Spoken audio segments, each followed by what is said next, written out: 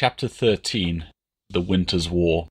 We fell into a brief routine. Marcus may have protested the inconvenience of having to leave the camp at first, but his visits became more regular as the winter advanced.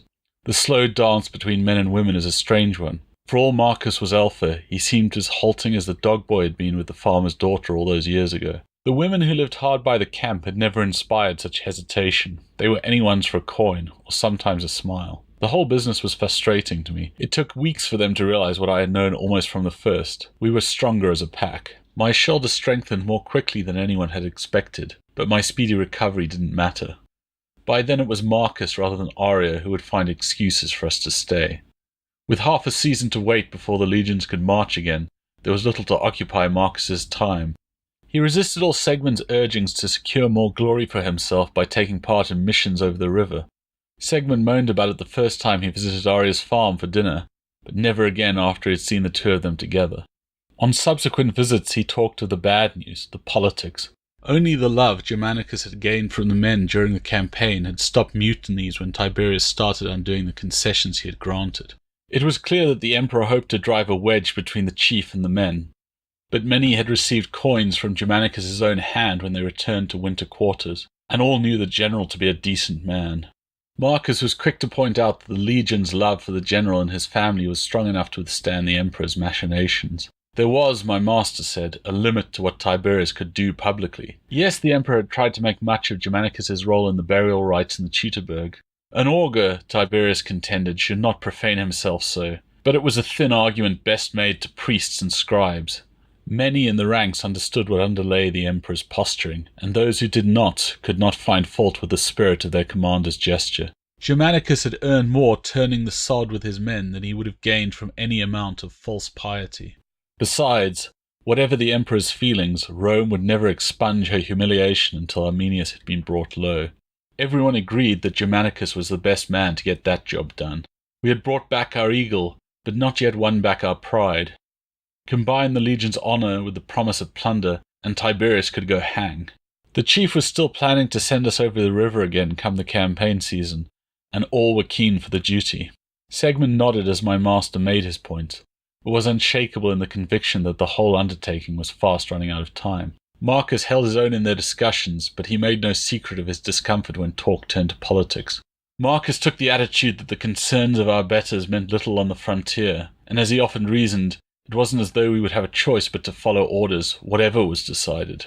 While I don't pretend that I can fathom most of what was said, I can attest that Marcus and I shared a growing desire to find a different way of life to the one we had known for the last year. Not that such an impulse had any real hope of being realized. Tiberius was deliberately undermining Germanicus' promises to the legions. We would soon learn that the term of military service was being extended once again. The start of that winter was a fragile respite, a lull in the storm that had raged about us for so long. It was an indrawn breath held for aching moments. Deep down we all knew that an exhalation would bring the full force of the thunderhead. I awoke in the night at the sound of something shifting the logs on the outer fence. I didn't bark, but instead went to find Marcus. He had not ridden back to the fort that evening, having decided it was too dark. Sure enough, I found him in Arya's room. Both of them were sleeping soundly with a single woolen blanket draped over their bodies. Her dark hair was splayed across his chest. His arm encircled her as they slept. I slunk in, even though I knew they preferred not to be disturbed when they were in bed, and I placed my nose against Marcus's hand. He flinched and moaned. I pushed forward, annoyed that he had allowed himself to sleep so deeply. He knew better. Outside another log fell from the fence, and I could sense the farm animals tensing. There was no mistaking the footfalls of men. What is it? Marcus asked blearily. He made to roll over, but I let out a low huff. His eyes shot open. At least he had not become so addled by his new mate that he didn't understand the seriousness of that warning. Arya. His voice was a whisper. What is it? Does he have to go out? She asked hazily. There is someone outside, Marcus said. What? How do you know? She sat up and strained to hear over the howl of the wind. I can't hear anything. Marcus was already pulling on his kit. The weather had been cold enough that he'd worn a sturdy leather tunic, but his armour was still back at the camp. His sword hissed quietly as he loosened it in its sheath. Marcus crossed to the window. He cracked the heavy shutters and stared out into the night. The moon slipped out from behind the encroaching clouds for an instant, bathing the alabaster snow in silver. Marcus stepped back from the pale light. Seconds later the clouds swallowed the moon again and we were plunged back into darkness. Someone's heading for the barn, I think. Marcus's voice was low and tight. Althric's clan, Arya breathed. Apparently a soldier is less of a threat than an empty belly, Marcus said. What will you do?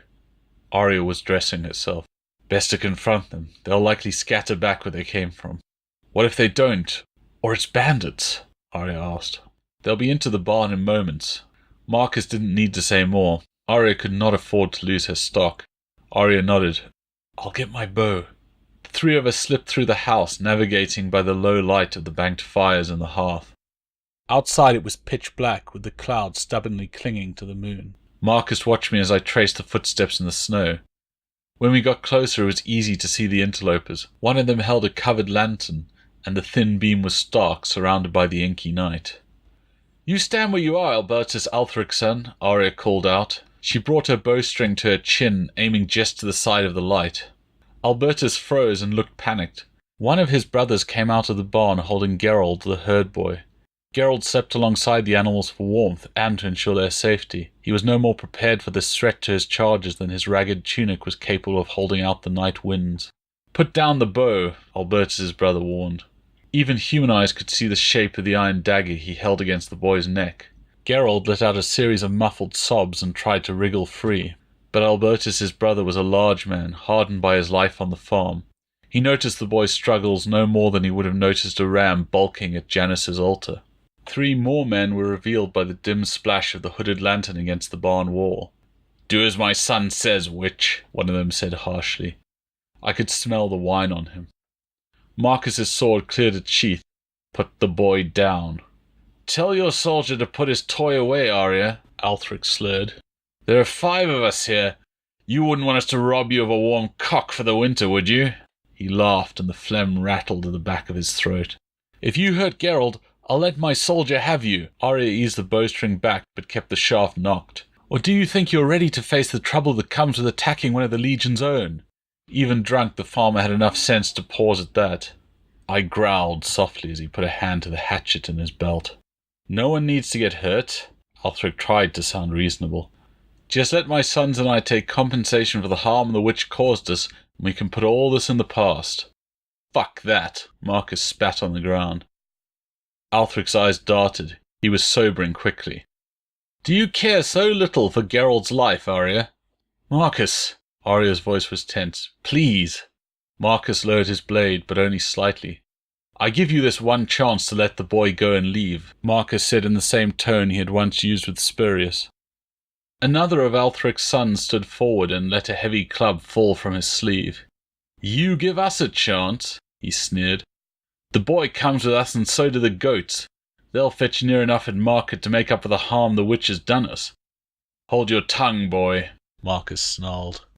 He turned his attention from the young man to his father. What will it be, Althric? Will you take my offer? Cowardice and desperation warred on the farmer's face. Helmut has already told you what we will take, he said at last. You will stand aside or there will be blood. The boys first, if that is what you decide. He looked to Arya. This Roman may only see him as one more slave, but I know you're fond of Gerald here. He paused, and there was a note of pleading in his voice. Just give me what I want. Arya scowled, but she took the arrow from the string. Let them go, Marcus. It's not worth the harm that will come of this. Marcus didn't answer. He just kept staring at Althric and his sons. The drunk took his silence for assent. Come on then, boys. Tether the goats together and we'll go. Get a rope on the boy, too. His sons busied themselves gathering up the sleepy animals from the barn. Albertus put a rope around Gerald's neck and pulled him along. It didn't take long before they were ready to leave. You made the right choice, Arya. Althric had placed himself at the head of the small column of men and animals. Just go, Althric, Arya replied through gritted teeth.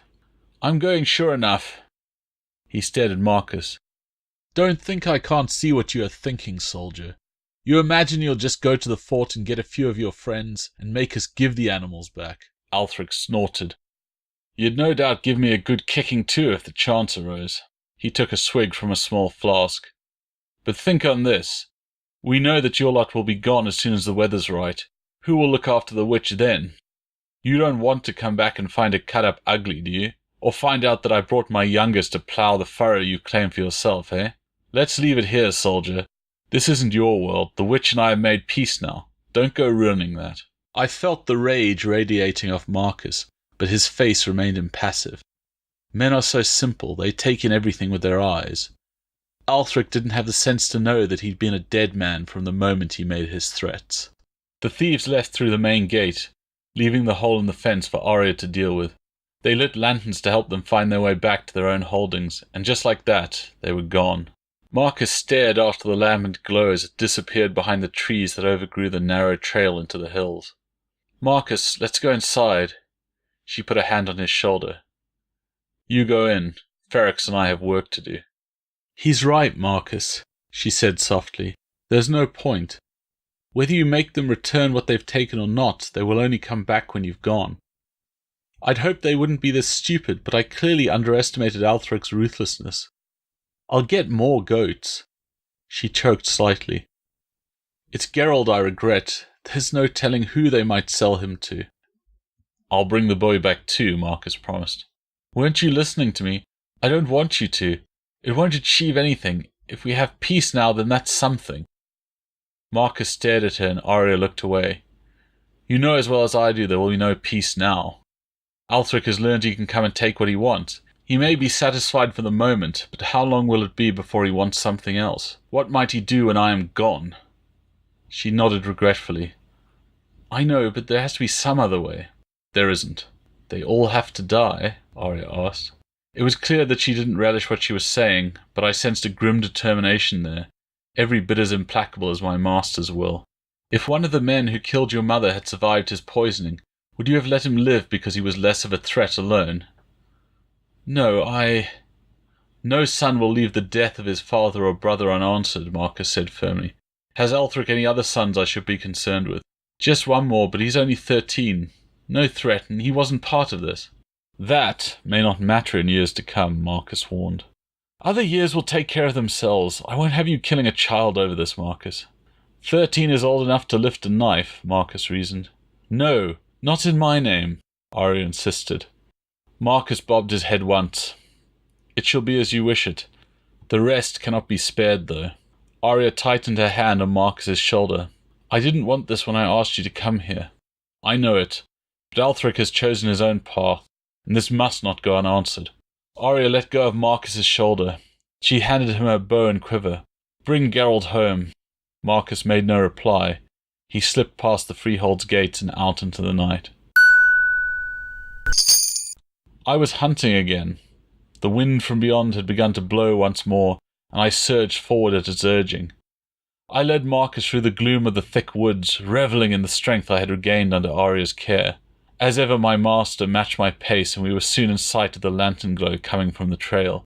It was late, and the men had become slightly strung out. The light of their lanterns did little more than blind them to the shadows that loomed around them. We were part of those shadows, Marcus and I. Prey has a deep instinct for danger, and the goats knew we were there even though we made no sound. Men's senses are dim at the best of times, but with the wine on them, Althric's clan were too oblivious to even mark the sudden tension in the animals they herded. Geralt's lack of shoes meant that he'd begun to lag at the back of the group. The big farmer holding his leash tugged at him, trying to keep pace with the train of goats, which had inexplicably put on speed. Hey, hold up the lot of you! This little pissant isn't going to move any faster than this. Geralt made a heroic effort to answer the harsh tug at his throat, but his numb feet betrayed him and he sprawled on the path. Poyerna's quivering cunt, boy, are you deliberately testing me? The man railed as the other men drew further away. I said hold up, he yelled to the men ahead. I'm not sure what's got into them, one of the others called back. Probably don't like being out in this cold any more than the rest of us, the big man muttered. Come here, you.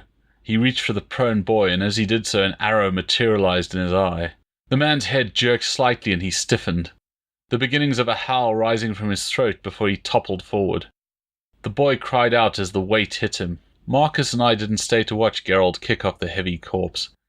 If he had any sense, he would take the dead thug's cloak as protection against the biting wind. The gusts screaming through the trees and the flurries of old snow had hidden what had happened from the man ahead. Albertus looked back into the darkness. Helmo? Is there a problem? Helmo? He turned his lantern in our direction, and I came at him out of the swirling snow and shadow. He fell. I like to think it was horror at the sight of me, my teeth bared and single eye flashing in the lamplight, that brought him down. In all probability there was just ice on the road. Albertus's unexpected fall had the unfortunate consequence of putting his throat out of my reach for an instant. My teeth gouged at his cheek, causing him to scream. The sound was cut short by Marcus's blade, but the damage was done. Althric and his remaining sons turned and stared behind them. I can only imagine what I looked like, but Marcus cut a grim figure as he strode between the light from Albertus's fallen lantern and the raised lanterns in the hands of the men ahead. Blood dripped into the mushy slush on the path, running from his blade in thin, dark ribbons. His knuckles were white on the hilt, and his eyes were dark pools beneath a heavy brow. There was no harshness in his face, no contortion or anger, just the firm set of resolve. We had hunted together long enough for me to know that the men before us were marked. I padded at his side. Neither of us was in any hurry to reach the men.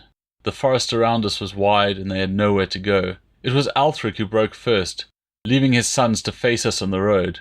The first man produced a hatchet, and the second lunged at Marcus with a club similar to the one that Albertus had been carrying. Marcus turned the club with his blade at the same time as ducking under the sweep of the axe. Steel flashed. The heavy thud of the blade biting through leather and into flesh was swallowed by a wet sucking as the sword slid free. A metallic tang filled the air and the snow melted at the touch of steaming gore. "Fuck!" The man with the hatchet fell to his knees. The word bubbled from his throat and blood pooled at the corners of his mouth.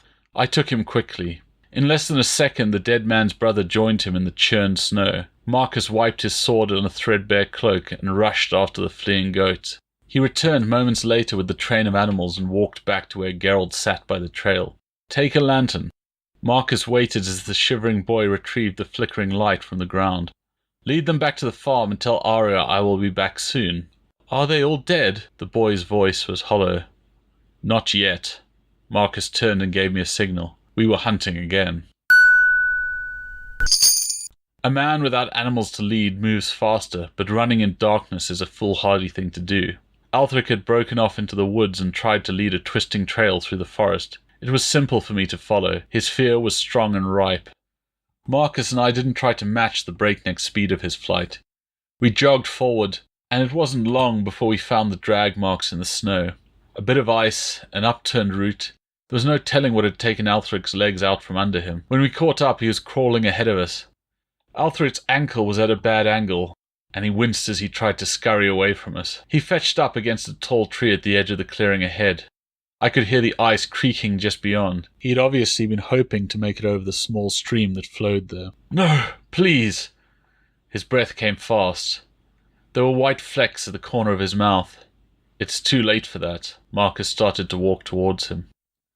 "I'll pay you," Althric sobbed. "If you had any money, you shouldn't have come thieving from Arya." "She cursed my animals. I offered her the chance to pay for the loss." Marcus's advance quickened. No, please, I meant no insult. We didn't hurt anyone." Althric had raised his left hand in supplication. His right was still buried in the snow next to him. The clouds above us parted for an instant, revealing the dark iron amidst the pallor of the snow. I watched Althric's arm tense and let out a huff of warning. Althric's arm came up and over in a blur. His dagger spun end over end, plunging towards Marcus's chest. At the last second, Marcus's blade flicked out, deflecting the missile with a contemptuous parry. His last card played, Althric lunged from the tree in an attempt to crawl away. Marcus caught him by the back of his tunic. "This would be better done quick," he said grimly. "Fuck you!" Althric lashed out with an elbow. Marcus took the opportunity to thrust his sword into the man's heart. Marcus and I stood in silence for a moment, breath steaming into the night. I looked up and he rested a hand on my head. It was good to hunt together again.